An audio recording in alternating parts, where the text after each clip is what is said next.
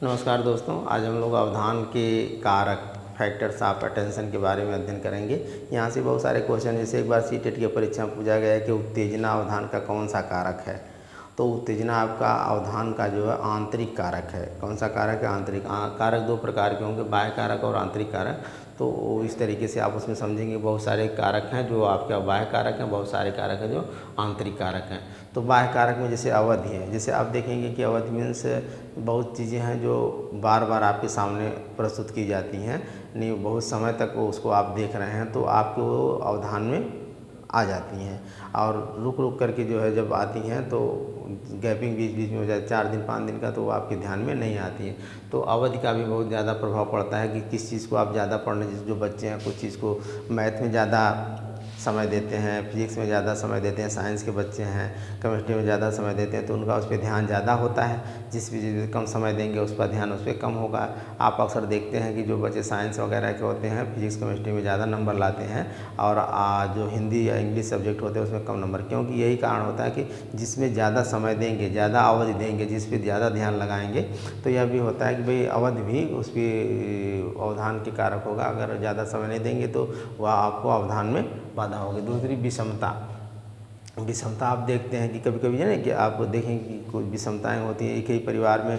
जैसे बहुत सारे बच्चे हैं जो सुंदर सुंदर हैं, स्मार्ट हैं, गोरे गोरे हैं, एक बच्चा अगर काला हो गया तो वहाँ तुरंत अरे कैसा हो गया, ये यानी आपका ध्यान वहाँ चला जाएगा। तो एक विषमता, यानी बहुत सारे बच्चे हैं, जैसे कहा जाता है कि नहीं बहुत सारे हंस है उसमें कौवा आ गया, तो आप वहाँ एक विषमता लगेगी आपको, उसी में आपका ध्यान जाएगा। आप कोई पहाड़ा लिख रहे हैं, मान लीजिए पहाड़ा लिख रहे हैं, इस तरीके से टेबल लिख रहे हैं 9 के 9, 9 दूनी 18, 9 त्रिक 27, 36, 45, 9 छक्का 54, 9 सते 63, 9 अठे 72, 9 81, 81 के बजाय आप इसको 85 लिख दिए, 9 दहा में 90। तो यहाँ पे बच्चे का ध्यान तुरंत चला जाएगा क्योंकि ये विषमता है। ठीक है, तो इस तरीके से यहाँ अगर आप विषमता लिख दिए तो इस पर आपका ध्यान जल्दी चला जाएगा। तो इस तरीके से कहना है कि कोई चीज़ जब विषम हो जाती है, यानी उसमें मैच नहीं करती है, तो उसको आप जो है उस पर आपका ध्यान जल्दी चला जाता है। तीसरी चीज़ होती है कि नवीनता। नवीनता में भी बहुत सारी होती है। कोई चीज़ आप नवीन ला दी, जैसे मान लीजिए रूम को आप कलर करवा दिए या कोई सामान अपने घर में नहीं ला दिए, तो तुरंत बच्चे का ध्यान, अरे पापा मेरे लिए नया चीज़ लाए हैं, आज देखें अभी कुछ दिन के बाद कहीं जा रहे हैं तो पता चला उनका रूम की कलर वगैरह हो गया, तो उसमें नवीनता आ गई, तो वहाँ भी ध्यान आपका जो है एक तरीके से कारक है, ये भी ध्यान को प्रभावित करता है। पुनरावृत्ति, किसी चीज़ को आप बार बार आपके सामने आ रहे हैं, जैसे कोई पेपर वगैरह है जो बार बार आप ऐड कोई आ रहा है, बार बार आपके सामने आ रहा है पेपर में, तो उस पर भी आपका ध्यान जो है प्रभावित होगा। दूसरी चीज़ है कि गति या आवाज़। गति या आवाज़ भी कोई चीज़ है, जैसे आप कोई लड़का बहुत तेज़ी के साथ गाड़ी लेके जा रहा है आपके सामने से, आप तुरंत देखेंगे अरे साला मरेगा, ये लग रहा है कि कहीं एक्सीडेंट करेगा, तो आवाज़ भी है, गति भी है। तो ये भी आवाज़ और गति भी आपके बाह्य कारक। ये क्वेश्चन आता है ऐसे करके कि आवाज़ कौन सा कारक है अवधान के, बाह्य कारक है कि आंतरिक कारक है। तो इसको आप याद रखें। रहस्य, कोई चीज़ है जैसे आपको धीरे धीरे आकर के कोई कान में कह रहा है कि भैया ऐसी बात है, यहाँ से ये हुआ वो हुआ, तो वहाँ आपका ध्यान चला जाएगा, अरे क्या बात है, क्यों बहुत धीरे धीरे बोल रहा है ना। इस तरीके से भी कोई चीज़ रहस्यमय चीज़ें होती हैं जो आप नहीं, चलो बाद में बताएंगे यार, अभी नहीं बताएंगे, हाँ चलो बाद में बताएंगे, तो भी आपका ध्यान जाएगा। कोई बात थी इसलिए सबके सामने नहीं बताया, वो बाद में बताने के लिए कहा है। रंग, किसी चीज़ का रंग भी देखेंगे आप, रूप रंग भी होता है, ये बाह्य कारक में आएगा।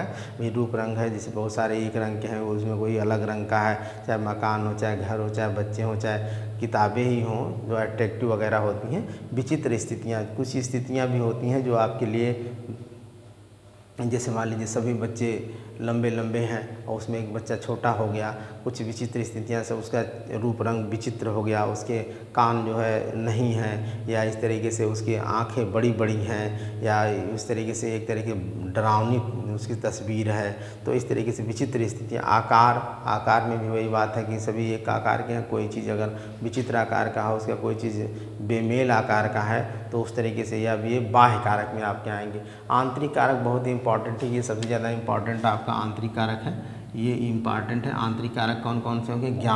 ज्ञान देखिए, ज्ञान आपके अंदर ही होता है, ज्ञान आपका आंतरिक कारक है। ज्ञान जो है, ज्ञान ये अवधान का सबसे बड़ा कारक होता है। ज्ञान आप लगाएंगे जिस चीज़ पे तो आपका अवधान होगा, आपका जो है एक तरीके से उस पर ध्यान जाएगा।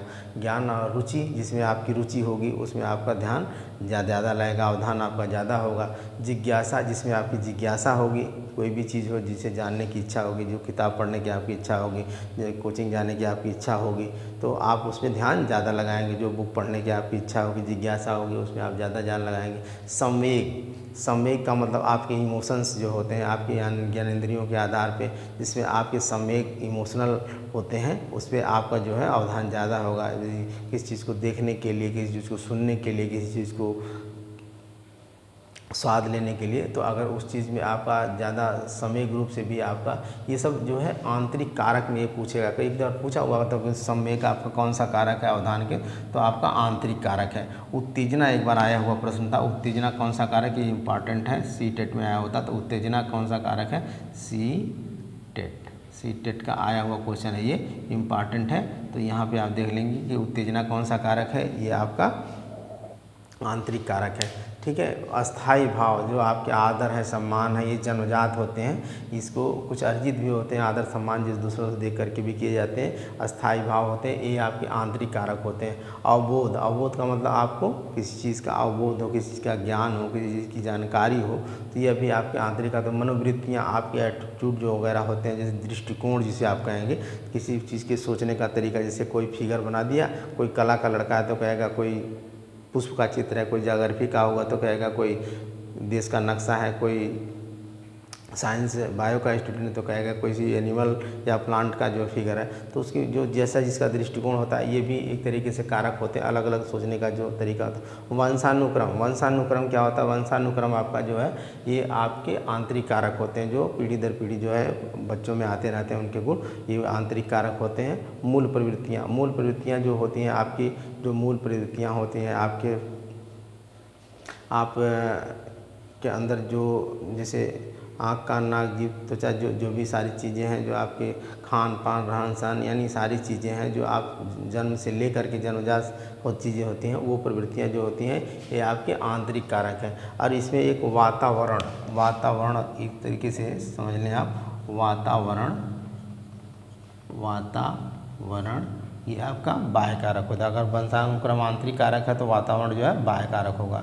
तो इस तरीके से आप बाह्य कारक और आंतरिक कारण अवधान के कौन कौन से होंगे। अवधान के लिए सबसे चीज़ है, थोड़ा सा ये देख लेते हैं कि जैसे अवधान के लिए आप एक टीचर हैं या आप एक मान लीजिए गार्जियन हैं, तो बच्चों में अवधान करने के लिए आपको क्या करना ज़रूरी है, थोड़ा सा उसके बारे में देख लेते हैं। अवधान करने के लिए क्या ज़रूरी है, पहले कि बच्चों का पाठ्यक्रम जो है सहज और सरल हो, आपके बताने का तरीका जो है ऐसी शैली हो, ऐसी भाषा का प्रयोग आप करें कि बच्चे के समझ में आए।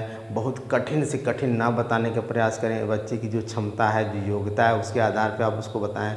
बच्चे का वातावरण, पढ़ने का वातावरण भी ऐसे शांत हो, जैसे कुछ गार्जियन होते हैं अपने एक रूम में बगल बैठ के टीवी देखते हैं और दूसरे रूम में बच्चों को कहते हैं बच्चे तुम वहाँ पढ़ो, तो साउंड वहाँ जाएगा तो बच्चे पढ़ नहीं पाएंगे। तो ये भी होना चाहिए, जब तक बच्चे पढ़ रहे हैं आप उनके साथ बैठिए, अगर साथ नहीं बैठ रहे हैं तब भी शांत माहौल करके रहिए, उनके सामने बात मत करिए।